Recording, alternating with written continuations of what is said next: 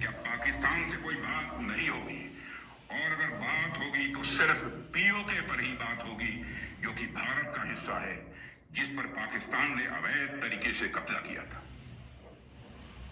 పాకిస్తాన్తో మాట్లాడాల్సిన అవసరం లేదు. పాకిస్తాన్కి ఒక్క చుక్క నీరు కూడా సింధు జలాలు ఇచ్చేది లేదు. 1960లో జరిగినటువంటి ఆ ఒప్పందాలు ఏవైతే ఉన్నాయో ఆ ఒప్పందం ప్రకారం ఇప్పటి వరకు ఎక్కువ నీరే ఇచ్చేసాము.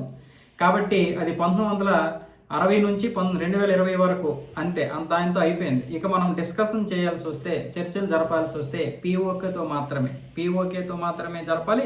ఇక ఆ ఉగ్రవాద దేశంతో మనకేం సంబంధం లేదు. పీఓకే మనది, దాన్ని వాళ్ళు ఆక్యుపై చేసుకున్నారు. కాబట్టి పీఓకేని మనం సాధించుకోవాలి. అలా అయితే ఉగ్రవాదులు చాలా వరకు అరికట్టడం జరుగుతుంది.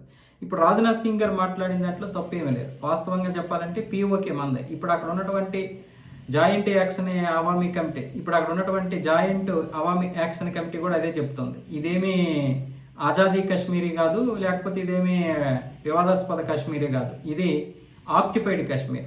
ఎవరు ఆక్యుపైడ్ చేశారంటే ఎవరైతే ఆక్యుపైడ్ చేస్తారో వాళ్ళ పేరునే ఉంటుంది. అంటే పాక్ ఆక్యుపైడ్ కాశ్మీర్ అయితే పాకిస్తాను, లేదనుకుంటే ఇంకొకరు చేస్తే ఇంకొకరి పేరున ఉంటుంది. కాబట్టి ఇది పాక్ ఆక్యుపైడ్ కాశ్మీరు, ఇది ఆజాదీ కాశ్మీర్ కాదు, స్వతంత్రం కలిగినటువంటి కాశ్మీర్ కాదని చెప్పారు.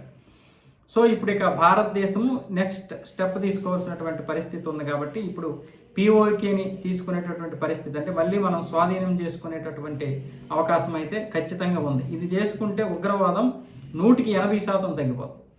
80 కాదు 90% కూడా తగ్గిపోతుంది. అసలు జరుగుతున్నటువంటి ఉగ్రవాదం అంతా కూడా పీఓకే నుంచే జరుగుతుంది. అక్కడ వీళ్ళకి స్వర్గధామం అది. పీఓకే అనేది స్వర్గధామం. ఒక స్విట్జర్లాండ్లో కూర్చొని ఉగ్రవాదం చేస్తే ఎలా ఉంటుందో అలా ఉంటుంది వీళ్ళకి. అంత దినిగా ఉంటుంది. అంటే ప్రకృతమైనటువంటి అందాలు మాత్రమే కాదు, భారతదేశం మీదకి రావడానికి, ఉగ్రవాదం జరపడానికి అనుకూలమైనటువంటి బార్డర్ అది.